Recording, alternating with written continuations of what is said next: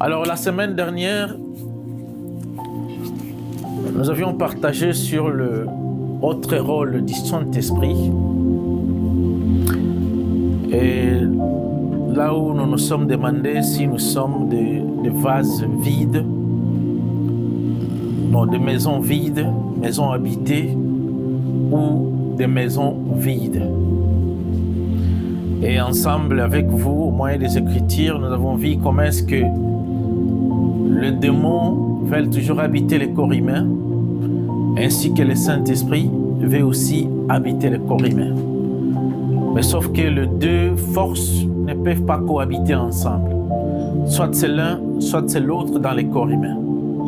C'est ce que nous nous sommes dit. Alors nous avions dit que lorsque nous recevons Jésus comme étant Seigneur et Sauveur, il nous donne les gages, il nous donne les sceaux, il nous donne sa présence, il habite au-dedans de nous.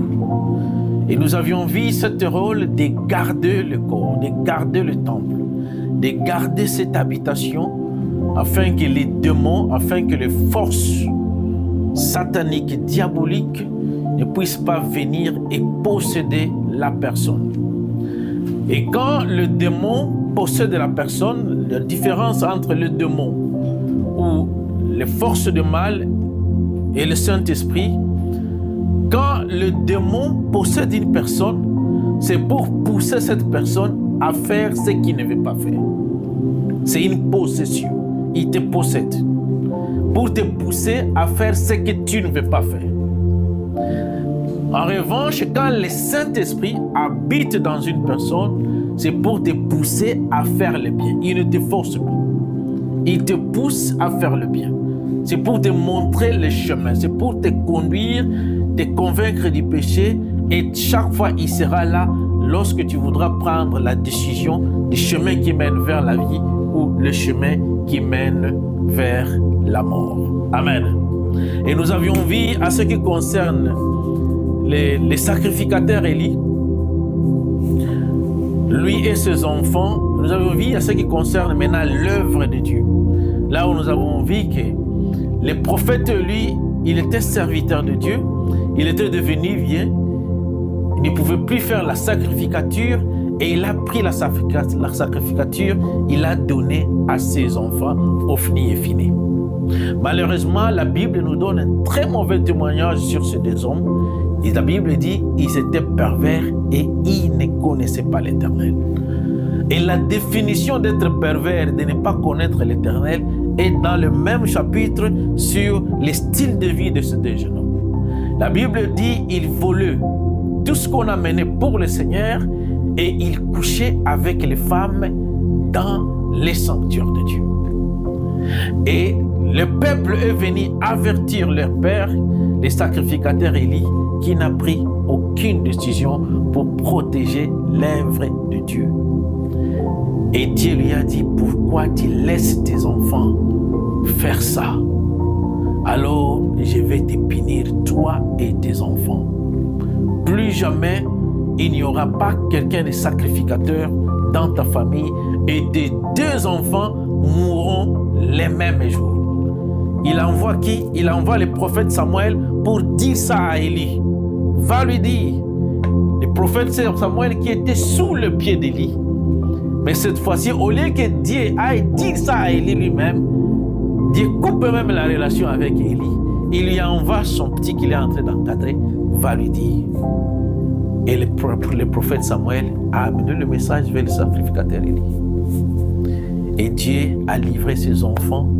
Ils sont tombés le même jour. Et nous avions vu comment est-ce que Dieu est resté silencieux ce jour-là. Il peut être là, mais il n'agit pas. Il peut être là, mais il ne sauve pas. Il peut être là, mais il ne vous donne pas la victoire. Il peut être là, mais il ne vous protège pas. Quand vous avez coupé la relation avec lui. Quand vous ne l'honorez plus. Il dit à Samuel, va dire à sacrificateur, j'honore ce qui m'honore. Je peux poster ce verset dans notre groupe. Amen. J'honore ce qui m'honore. Et celui qui ne m'honore pas, il sera humilié plus que ça. Et Dieu a accepté d'aller en otage. Amen.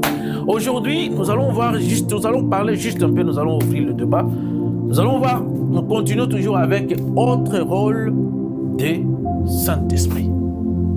Je vous propose 3 écritures, si vous pouvez ouvrir vos Bibles ensemble, lisons ensemble. Je vous propose 3 écritures, toutes dans le Nouveau Testament.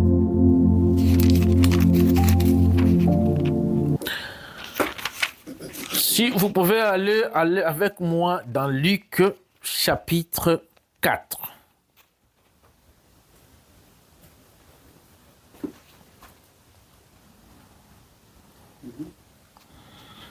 Luc chapitre 4. J'attends que tout le monde soit là. Merci. Luc chapitre 4, verset 18. Lisez-nous ça. Et quelqu'un d'autre nous prépare Luc chapitre 10, 17 à 20. Et nous allons terminer avec Actes des Apôtres chapitre 19, 11 à 17. Commençons avec Luc chapitre 4, 18. L'Esprit du Seigneur est sur moi. Il m'a oint pour annoncer une bonne nouvelle aux pauvres. Il m'a envoyé pour guérir ceux qui ont le cœur brisé, pour proclamer aux captifs la délivrance et aux aveugles le recouvrement de la vue, pour renvoyer libres les opprimés. Parole du Seigneur. Nous lisons Luc chapitre 10, 17 à 20. Les 70 revinrent avec joie, disant, Seigneur, les démons même nous sont soumis en ton nom. Jésus leur dit, je voyais Satan tomber du ciel comme un éclair. Voici, je vous ai donné le pouvoir de marcher sur les serpents et les scorpions, et sur toute la puissance de l'ennemi, et rien ne pourra vous nuire. Cependant, ne vous réjouissez pas de ceux que les esprits vous ont soumis, mais réjouissez-vous plutôt de ceux que vos noms sont écrits dans les cieux. Terminons avec Actes des Apôtres 19, 11 jusqu'à 17, s'il vous plaît. Actes des Apôtres 19, 11 à 17. Et Dieu faisait des miracles extraordinaires par les mains de Paul, au point qu'on appliquait sur les malades des linges ou des mouchoirs qui avaient touché son corps, et les maladies les quittaient, et les esprits malins sortaient. Quelques exorcistes juifs ambulants essayèrent d'invoquer sur ceux qui avaient des esprits malins le nom du Seigneur Jésus, en disant, je vous conjure par Jésus que Paul prêche. Ceux qui faisaient cela étaient 7 fils de Séva, juifs, l'un des principaux sacrificateurs. L'esprit malin leur répondit, je connais Jésus. Et je sais qui est Paul. Je connais qui est Paul. Vous, qui êtes-vous? Qui êtes-vous? Et l'homme dans lequel était l'esprit malin s'élança sur eux, se rendit maître de tous deux, et les maltraita de telle sorte qu'ils s'enfuirent de cette maison nus et blessés. Cela fut connu de tous les Juifs et de tous les Grecs qui demeuraient en Éphèse. Et la crainte s'empara d'eux tous, et le nom du Seigneur Jésus était glorifié. Plusieurs de ceux qui avaient cru venaient confesser et déclarer ce qu'ils avaient fait. Merci. On se limite par là. Amen. Dans les 2 passages précédents, nous avions vu Jésus nous donne les rôles du Saint-Esprit qui est en lui. Il dit, l'Esprit du Seigneur est sur moi. Et il commence à citer pourquoi cet Esprit Saint est sur lui. Amen. Il nous donne les rôles que ce Saint-Esprit sur lui va faire.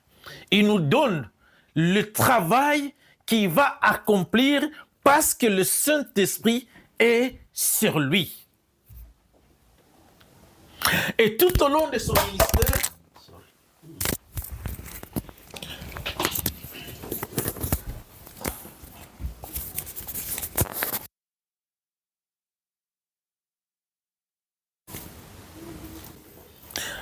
Et tout au long de son ministère, Jésus ne va pas s'écarter de la description de son travail que va faire le Saint-Esprit sur lui. Tout au long du ministère, nous voyons Jésus accomplir à la lettre ce qu'il a dit comme étant le rôle du Saint-Esprit sur lui. Alléluia.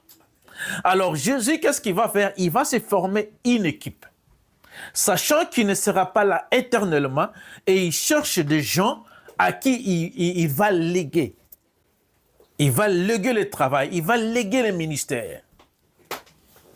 Et lorsqu'il était là, il voulait bien s'assurer que leur élève sera bien lorsqu'il ne sera pas là. La Bible dit, il appelle les 70, les 70 disciples, et il les envoie deux à deux. L'Esprit du Seigneur n'est pas sur eux, encore. L'Esprit le Saint-Esprit n'est pas encore descendu. Mais l'Esprit de Dieu est encore là physiquement. C'est l'Esprit de Dieu qui donne l'ordre d'aller faire le travail. Autrement dit, il les équipe et il transfère l'onction sur eux afin qu'ils aillent faire le travail. Et ils vont aller deux à deux, ils donnent les instructions. Là où on vous reçoit, faites ceci. Là où on ne vous reçoit pas, il ne faut pas rester ceci, ceci et cela. Et Jésus va rester tout seul. Les disciples vont partir et lorsqu'ils reviennent de leur mission, ils vont donner à Jésus les rapports. Ils reviennent tout joyeux et disent, « Oh maître, nous sommes tellement surpris, même les démons nous ont soumis à ton nom. » Alléluia. Amen. Les démons les ont soumis parce qu'ils prononçaient les noms de Jésus. C'est eux qui soulignent ça, ce n'est pas moi. Amen. Les démons nous ont soumis à ton nom. Ils reviennent très joyeux, très satisfaits. Et la Bible dit que Jésus leur dit, oh, ça va, ne vous réjouissez pas seulement de ça, mais réjouissez-vous plus, parce que vos noms est écrit dans les livres de vie éternelle. Amen. Amen. Jésus leur rappelle tout simplement que ça, c'est le travail que vous êtes en train de faire. Mais la mission, mais l'objectif, c'est d'aller au ciel. Amen. L'objectif est que vos noms soient inscrits là-bas. C'est pourquoi nous avions encore dit, ce jour-là, il y a de ces gens qui se sont seulement limités parce qu'ils faisaient des miracles, ils prophétisaient, ils guérissaient, ils ressuscitaient les morts, et ils se sont limités là-bas. Ils ne se sont pas préoccupés que leur nom soit inscrit dans les livres de vie. Et à la fin, devant le Seigneur les a dit, « Je ne vous ai jamais connu. » Amen. Alors Jésus les a avertis ici, il a dit, focalisez sur le deux. Les démons vous ont soumis, c'est bien, mais réjouissez-vous parce que vos noms sont inscrits là-bas. Mais ce que nous voulons souligner ici, c'est que les démons ont été soumis à ces disciples, à ces 70 disciples, parce qu'ils prononçaient le nom de Jésus. Mais cela seulement ne suffisait pas. Prononcer le nom de Jésus, ce n'est pas qui a fait en sorte que les démons puissent sortir de ce corps de ce gens, qui puissent guérir les malades. Prononcer le nom de Jésus, oui. Mais le problème est que, quelle est la relation que tu as avec ce nom? Alléluia. C'est ce que nous allons voir maintenant dans le troisième exemple. Il y a des gens qui prononçaient ce nom sans la relation avec ce nom. Quand ils prononcent ce nom, ce qui donne le pouvoir à ce nom, ce n'est pas le prononcer le nom, mais la relation que tu as avec le nom-là. C'est ce qui va faire en sorte que ce nom-là puisse agir. Mais lorsque tu prononces ce nom comme étant un fanfaron, comme étant un profanateur, le nom devient sans effet, sans force. Alléluia. Et les disciples sont revenus très contents. Quelle belle expérience que tout croyant, je dis bien, tout chrétien aurait bien voulu avoir cette chance d'expérimenter ça. Tu vas quelque part, tu vois des démons tourmenter les gens, tu vois des gens sont en train de souffrir dans leur corps, et tu chasses le démon, tu guéris les gens. Quand tu reviens vers cette personne qui t'a donné cette onction, tu ne seras que joyeux, en donnant ce genre de rapport, tout en étant très joyeux. Alléluia. Mais j'aime souvent ce qui suit ça. Écoute, lisez d'abord ça, frère. Écoute la réaction de Jésus après avoir entendu ce rapport.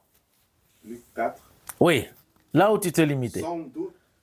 Oh non. Luc 4, verset 10. Luc 10, à partir de 21. À partir de 21. Alléluia. Amen.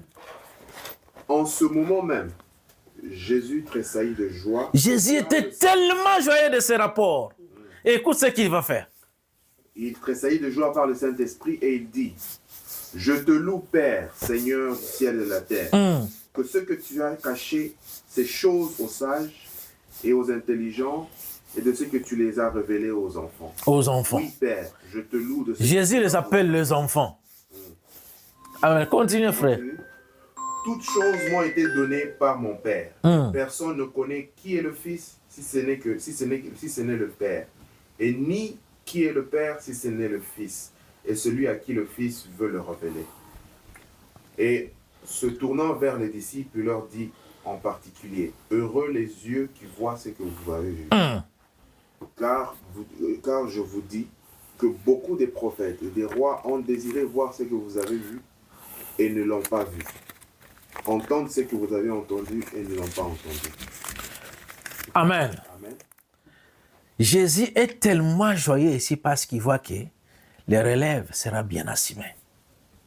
Il se dit, quand je ne serai pas là, voilà ce que vont faire ces gens. Ils sont déjà expérimentés aujourd'hui, même quand je ne serai pas là, tout ira très bien. Il est très joyeux et directement il se retire, il s'adresse à Dieu et quand il finit à s'adresser à Dieu, il s'adresse encore aux disciples. Alléluia. Nous, de cette génération, nous sommes des privilégiés. Ce que nous sommes en train d'expérimenter, les Abraham, les Élie n'ont pas vu ça. Ils n'ont pas vu Christ. Ils n'ont pas expérimenté la vie après Christ. Ils n'ont pas expérimenté cette nouvelle génération, la nouvelle génération de la grâce. Alléluia. Là où tous nous pouvons aller vers le Père, là où il n'y a pas ni sacrificateur, ni souverain sacrificateur, là tout le monde peut accéder auprès du Père. Là l'onction est maintenant pour tout le monde. Alléluia. Amen.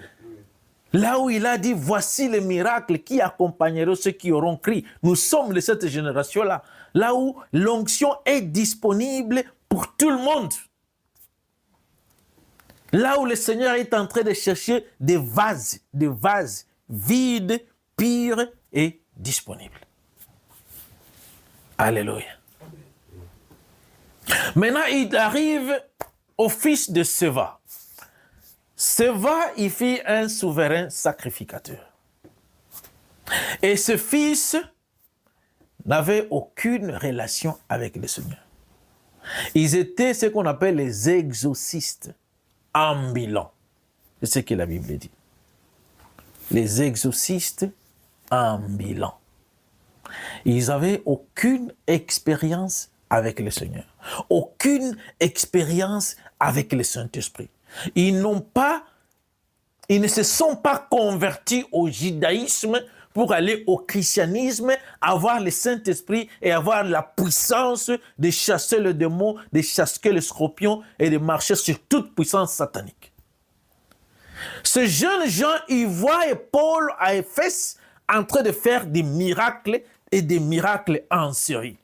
Paul en train de chasser le démon, de guérir le malade.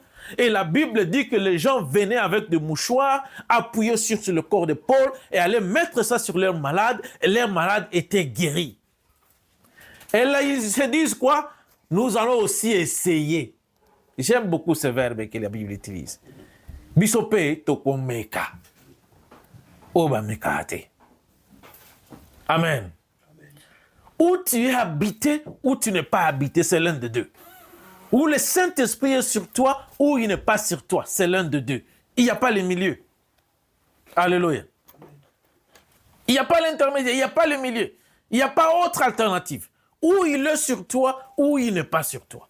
Et qu'est-ce que la Bible dit? Ils voient quelqu'un posséder des démons. Et ils vont se présenter au devant de ce démon comme Paul. Et ils disent au nom de Jésus et au nom de Paul, nous vous chassons. Et qu'est-ce que les démons vont faire? Les démons vont réagir. Les démons vont dire que nous sommes prêts à aller. Vous nous chassez, c'est bien. Nous sommes prêts à quitter ce corps. Nous sommes prêts à libérer cette personne. Mais le Jésus dont vous parlez, nous le connaissons très bien. Le Paul que vous parlez, nous le connaissons aussi très bien. Mais vous, qui êtes-vous? Qu'est-ce que ces gens, ces démons cherchaient? Ils cherchaient une identité spirituelle. Amen.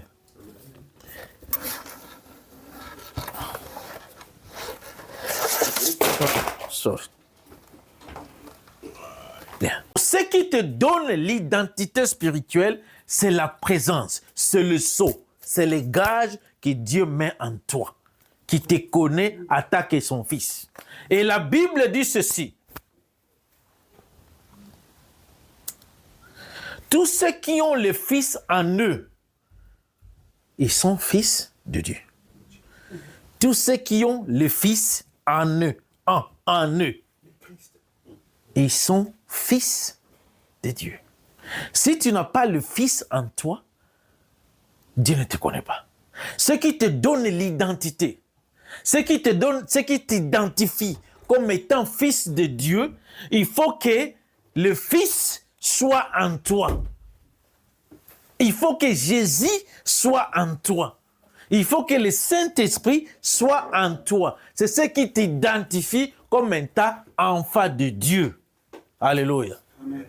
Mais le Fils de Séva, ils vont se lancer dans cette aventure tout en étant vides, tout en étant non habités, tout en n'ayant rien au-dedans d'eux et rien sur eux. Alléluia. Et le démon, il dit que nous sommes prêts de partir. Nous connaissons Paul et nous connaissons Jésus. Toutes ces deux grandes personnalités, nous les connaissons bien. Mais vous, qui êtes-vous? Présentez-vous tout simplement et nous allons quitter le corps. Et ces jeunes gens sont restés silencieux. Et lorsqu'ils restent silencieux, les démons comprennent qu'ils n'ont aucune identité et aucune force spirituelle de nous donner ces ordres de quitter cette personne. Alléluia. Et qu'est-ce qu'il va faire? Et qui menaçait le démon de sortir? La Bible dit que c'est maintenant les démons qui viennent vers eux. Ils vont les tabasser. Ils vont fuir nus et blessés. La conséquence de vouloir faire l'œuvre de Dieu tout en étant vide. La conséquence de vouloir faire l'œuvre de Dieu tout en étant non équipé, non mandaté. Il n'est pas ni en toi, ni sur toi. Tu n'as aucune identité spirituelle. Le Fils n'est pas en toi pour que tu sois reconnu comme étant fils de Dieu. Tu ne t'es pas converti, sortir du judaïsme pour aller au christianisme en fait d'avoir le Saint-Esprit. Tu es quelqu'un vide, mais qui veut essayer. La Bible dit, il voulait essayer. Tomeka. Bameka ko chasser ba démon. Na meka soki ba olongwa soki ba olongwa te. Alléluia. Quand quelqu'un est vide, c'est alors qu'il prononce ce verbe. Je vais essayer. Mais quelqu'un qui connaît que le Christ l'habite, le Fils l'habite, l'onction l'habite, le Saint-Esprit l'habite. Jésus dit ceci. Il dit à 70. je vous donne le pouvoir de marcher sur les scorpions, sur le serpent, et rien ne pourra vous nuire. Amen. Amen. Amen. Il les envoie avec cette autorité. Et il nous a légué, nous, cette autorité. C'est pourquoi lorsqu'il est parti, là nous disons que le Saint-Esprit était encore là physiquement. Mais lorsqu'il quitte les mêmes disciples, lorsqu'il les quitte physiquement, qu'est-ce qu'il fait? Il les interdit de commencer l'œuvre. Vous voyez ce que vous faisiez là, quand j'étais là, ne le faites pas. Il ne faut plus le faire. Pourquoi? Parce que vous restez vide. Vous ne pouvez que recommencer ce travail quand vous serez encore rempli. Quand est-ce que vous serez rempli? Je reviendrai en vous sous une autre forme. Alors, avant de reprendre ce que vous faisiez, ce qui vous a donné la joie là, ce jour-là, vous êtes revenu en joie. Avant de refaire encore ça, attendez jusqu'à ce que je reviendrai, mais sous une autre forme, et j'habiterai en vous. C'est alors que vous pouvez être mes témoins en Galilée jusqu'aux extrémités de la terre. Amen. Et qu'est-ce qu'ils ont fait? Ils ont obéi, ils sont allés se retraiter quelque part parce qu'ils étaient vides. Ils sont partis se retraiter où? Dans la chambre haute. Retraite des hommes et les femmes vides, non habités, rien en eux et sur eux. Alléluia. Mais le jour où le même Jésus est revenu sous une autre forme, il les a encore remplis et il a dit, ok, vous pouvez même aller. Et lorsqu'ils sont sortis, le même jour, 3000 personnes ont crié au Seigneur et les miracles ont commencé encore à se faire en série, quotidiennement, parce qu'ils étaient encore remplis. Alléluia. Amen. Amen. Alors, quand il nous habite, la première forme, nous avons dit que c'est pour protéger les liés, pour nous garder en fait que le démon ne nous habite pas. Et sous une autre forme, maintenant l'onction sur nous, c'est toujours le même esprit, c'est pour maintenant nous envoyer à aller mettre en débandade les mauvais esprits et à guérir les malades. Alléluia. Amen. Il nous revient maintenant à nous de nous demander, est-ce qu'il nous habite? Est-ce qu'il est sur nous? Et que nous puissions faire le travail qu'il nous a donné. Il nous a dit que je vous envoie. Rien ne pourra vous nuire. Vous avez le pouvoir, l'autorité de marcher sur le scorpion, sur le serpent et sur toute puissance diabolique. Rien ne pourra vous nuire. Et il dit, je vous envoie comme des agneaux au milieu de loups, mais je vous donne le pouvoir. Il dit, je vois Satan tomber du ciel. Je le vois, il vient avec sa puissance, avec ses acolytes. Mais vous, je vous donne une puissance supérieure à ces deux mots-là. Alléluia. Amen. Cette mission est la montre. Cette mission m'appartient, vous appartient. Et quand un chrétien connaît ça, tout ce qui lui préoccupe, c'est de garder la relation avec le Saint-Esprit en lui. C'est pourquoi un chrétien mature, qui connaît déjà son identité, qui n'est pas comme les 6 fils de Séva, qui étaient incapables de brandir aucune identité spirituelle. Quand un chrétien se connaît, c'est alors qu'il peut arriver devant un malade et il va prier. C'est à Dieu de guérir ou de ne pas guérir. Quand il trouve quelqu'un possédé, il va prier. Il va prier avec confidence, avec foi. Et il sait que j'ai le pouvoir. Quand quelqu'un connaît qu'il est habité, il n'aura pas peur ni des sorciers, ni des démons, ni des marabouts, ni des sorciers de la famille. Il saura que je suis équipé. J'ai la supériorité. Rien ne pourra me nuire. Quand Christ est en moi, j'ai un esprit supérieur aux démons, aux sorciers et à toute puissance du mal. Alléluia. Est-ce que vous savez que les démons, non, les sorciers, Ils n'ont même pas peur de la présence de Dieu. Ils peuvent être là. Vous savez, quand quelqu'un est possédé, il vient à l'église. Hein? Il est possédé, n'est-ce pas? Pourquoi est-ce que quand il entre à l'église, les démons ne restent pas à l'extérieur? Non, toi, tu entres d'abord. Là, il y a la présence de Dieu. Nous, on t'attend ici. Quand il sort, on te repossède encore. Ils entrent avec lui dans la présence de Dieu. Les démons n'ont pas peur de la présence de Dieu. Ils peuvent être là. Les sorciers peuvent être là. Mais le problème, c'est que quand ils sont là et la présence de Dieu est là, c'est question maintenant de l'autorité qui règne. Amen. Qui règne maintenant quand nous sommes là? Qui règne? Qui possède le lieu? Alors l'esprit supérieur règne. Vous pouvez avoir un sorcier dans la famille, mais quand vous dominez, il restera inopérationnel, inactif. Il ne fera rien. Parce que vous l'étouffez. Il est là. Et lorsqu'il sera très gêné, il va confesser. Amen. Nous avons vu un jour, Jésus entre dans un temple, qu'il te commence, quelqu'un commence à sursauter. Jésus, qu'est-ce qu'on t'a fait? Jésus était là et les démons étaient là. Mais ils se sentent tellement gênés, Jésus pèse sur eux, ils commencent à sursauter, à confesser. Alléluia. Qui règne? Ils étaient là et les démons étaient là. Mais qui règne et qui domine sur le lieu? Amen. Alléluia. Amen. Je suis tout simplement venu nous rappeler que Christ est en nous. Et faisons en sorte qu'il soit à nous, qu'il soit confortable et à l'aise. Il est en nous et il est sur nous. Il est là pour la régénération et il est sur nous pour la puissance. Et il nous a légué cette mission. Et Christ ne donne pas à quelqu'un la mission sans l'équiper.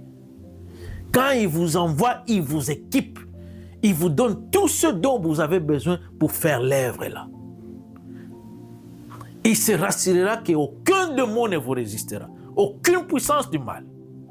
Et quand vous revenez, vous dites non, il y a un démon qui nous a résisté. Il s'appelle comment? Il s'appelle, oh, vous n'avez pas gêné.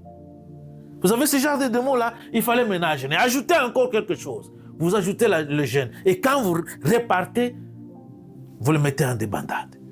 Il a tout mis à notre disposition. Nous devons cesser de nous plaindre des marabouts, des sorciers de la famille. Ils vont manger mes enfants, ils vont faire ceci, ce que tu ne te connais pas. Jour et nuit, couvre tes enfants avec le sang de Jésus. Couvre tes enfants avec la prière. Il dit, même si vous buvez les breuvages mortels, ils ne vous feront rien. Alléluia. Est-ce que sommes-nous les 70, les 70 ou nous sommes les fils de Séva? C'est cela la question. Sommes-nous les 70 disciples qui sont revenus avec un bon rapport ou nous sommes les fils de Séva qui se sont dit, nous allons essayer. Mais sans aucune identité spirituelle. Ils étaient encore dans le judaïsme.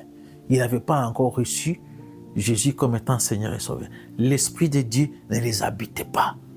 Ils n'avaient aucune identité spirituelle. Les fils n'étaient pas en eux.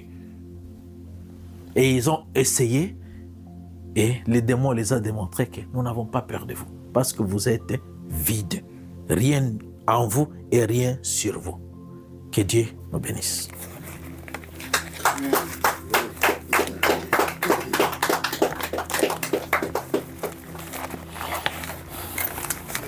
Dieu soit loué, nous avons été vraiment bénis. En tout cas, je crois que le message a été clair. Hein? On n'a pas beaucoup de commentaires. Vraiment, frère Peter, que Dieu vous bénisse. Le message a été très, très, très clair. Donc, nous avons compris les rôles du Saint-Esprit. Nous avons également compris l'importance du Saint-Esprit. En tant que chrétiens, il faut que nous marchions avec le Saint-Esprit. Et c'est lui qui nous donne la supériorité. C'est comme le frère a expliqué l'autorité. Vous avez compris, comme le frère a dit, on peut être dans une assemblée où c'est rempli de sorciers, mais du fait que nous avons l'identité de Christ, l'identité de Christ nous donne l'autorité en face de ces personnes-là. Donc, c'est pour cela la vie chrétienne, nous devons toujours désirer l'esprit.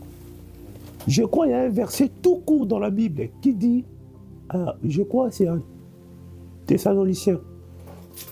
La Bible dit, n'éteignez pas l'esprit, car Dieu est jaloux de l'esprit qu'il a mis en vous. Où les anges ont des regards. Vous voyez, ça dit que quand Dieu regarde la terre, Dieu regarde toujours des personnes qui ont la portion, qui émane de sa personne, qui ont l'Esprit Saint en eux. Donc ça dit que le Saint-Esprit est très important, bien aimé. Il faut à tout prix de chercher le Saint-Esprit tous les jours dans notre vie. Parce que c'est par lui que nous avons l'autorité. C'est par lui que nous pouvons commencer à dominer. Vous voyez, on ne peut pas dominer les sorciers seulement avec la bouche. Bon, ça n'a rien le côté. Et non. Et c'est parce que vous n'avez pas le pouvoir. Mais si vous avez le Saint-Esprit,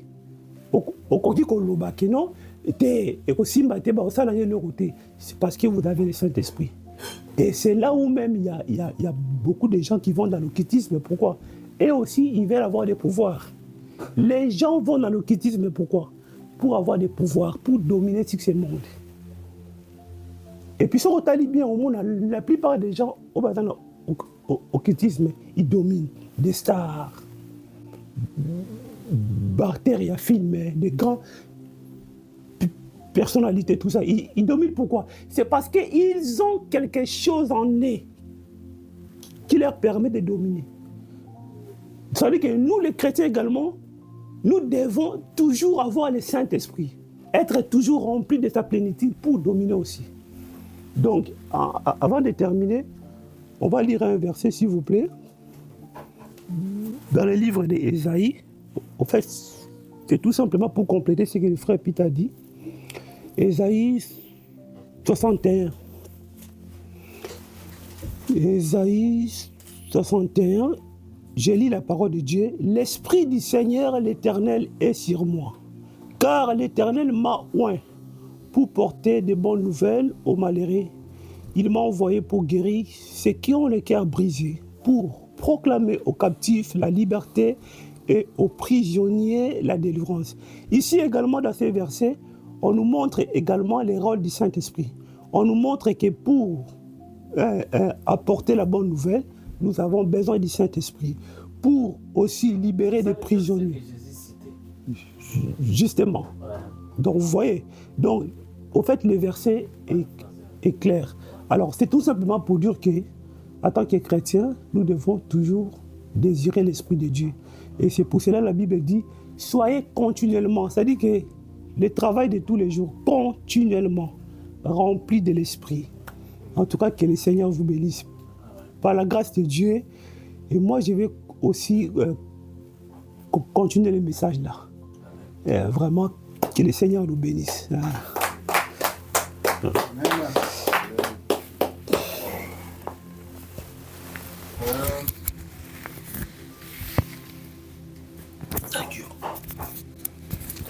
Nous sommes bénis. Très beau message, frère Peter. Le Saint-Esprit, c'est...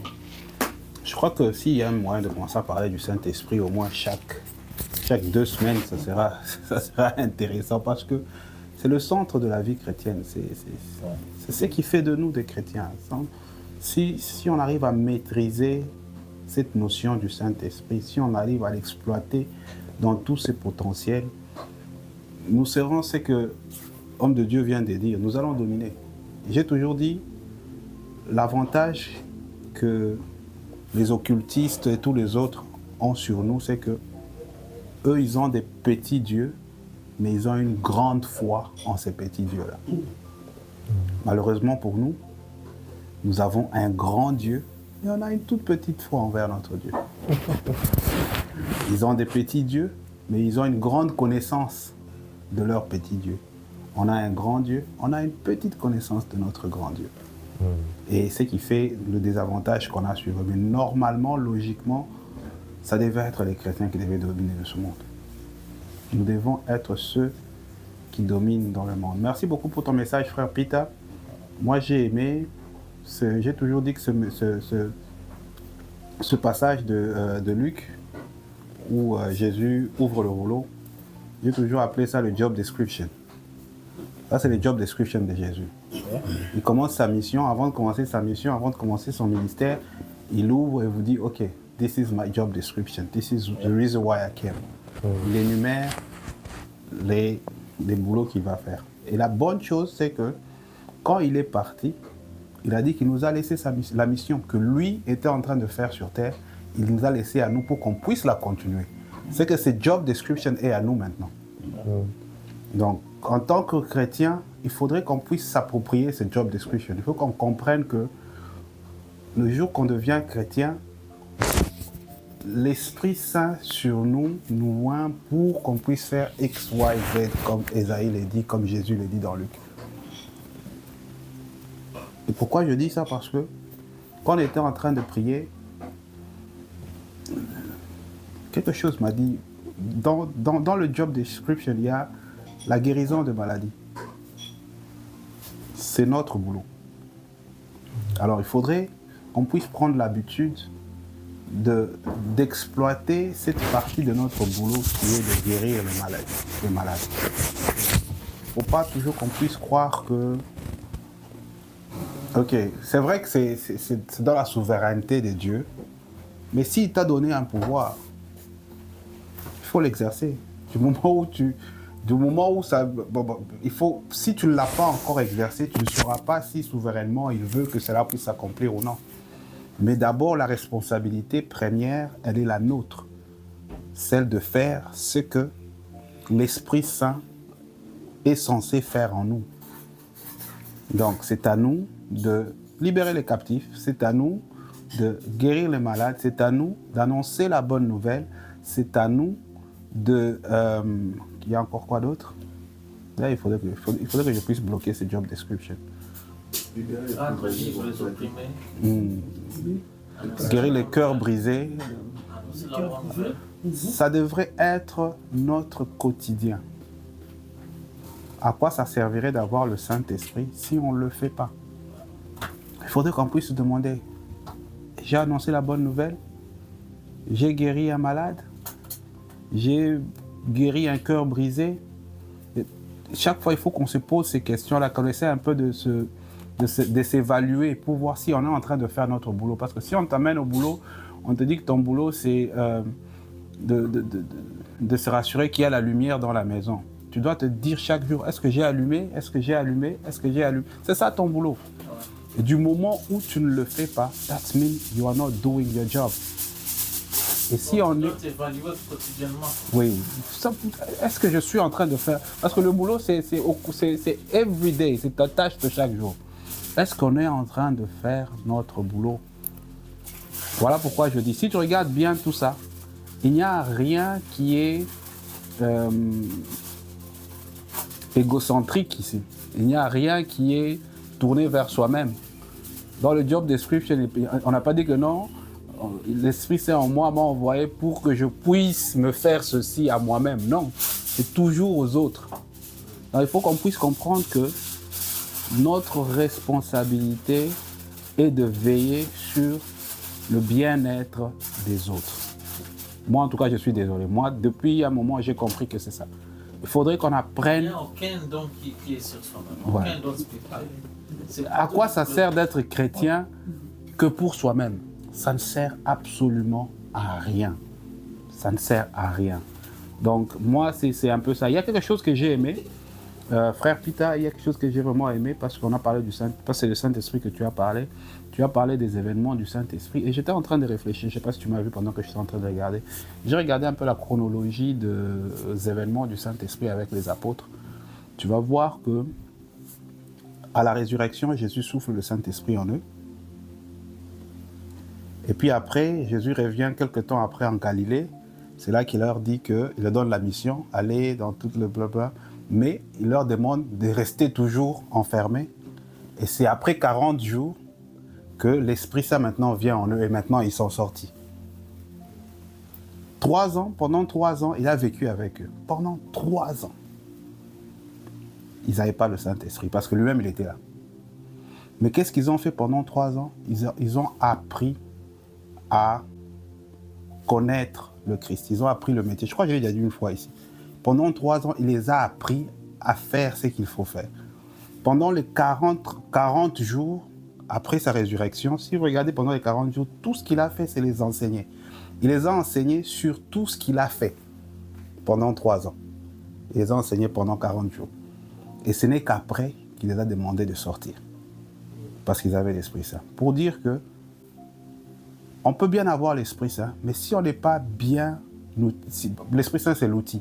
Mais si on n'a pas le catalogue pour l'utiliser, on peut peut-être l'utiliser mal. Donc, il faut qu'on puisse se rassurer qu'on est bien enseigné, qu'on est bien instruit, qu'on a bien appris avant de sortir pour utiliser le Saint-Esprit là. Donc, pourquoi je dis ça? C'est seulement pour essayer de nous donner, de nous encourager à faire ce qu'on est en train de faire, ce qui est bien, de avoir la soif d'apprendre, avoir la soif de connaître, avoir la soif de nous renseigner, de nous édifier mutuellement pour que on puisse bien faire usage de l'Esprit Saint qui est en nous. Ou sinon, on sera envoyé dans une mission où tu as tout ce qu'il y a. C'est l'exemple d'une armée où on vous donne, on peut donner à l'armée du Congo aujourd'hui les armes que l'armée des États-Unis ont. Ils ne vont rien faire. Pourquoi? Parce qu'ils ne savent pas utiliser ça. Pour qu'ils puissent bien gagner les guerres, ils doivent aller apprendre comment utiliser ces armes-là. Et ça prend du temps. Tu dois apprendre. Ouais. Donc, tout ça. C'est la même chose aussi avec nous. On a un outil qui est très puissant en nous. Malheureusement, peu savent comment l'utiliser. Pourquoi? Parce qu'ils ne prennent pas le temps d'apprendre comment utiliser cet outil-là. Ils ne prennent pas le temps pour lire le manuel, ils ne prennent pas le temps de lire le catalogue pour savoir comment utiliser cet outil-là. Et si les chrétiens apprenaient à utiliser cet outil-là convenablement, même à 50% seulement, ils vont faire des grandes choses dans le monde. C'est juste ça ma contribution. Que Dieu te bénisse, frère Peter, qu'il te bénisse encore. I can't wait for the next one. J'aime tout ce qui est le Saint-Esprit. Tu veux que je continue? Non, tu continues. Tu penses que ça bouillonne en toi, tu vois? Non, tu continues, tu finis. Yeah, I can't wait. J'aime bien écouter les gens qui parlent du Saint-Esprit. Tu les fais bien. I love it. Parce que chaque jour, tu découvres que... Non, ça va.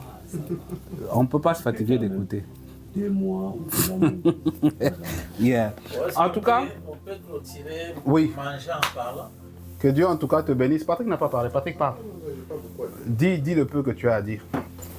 Dis le peu que tu as à dire. Tu as un peu à dire. Non, ce n'est pas quelque chose qui peut empêcher qu'on puisse construire. Non, vas-y, dis-le vite. Dieu soit la loué. même attitude. Moi, je bénis l'Éternel encore, je ne sais pas. Est-ce que j'ai allumé ici, là?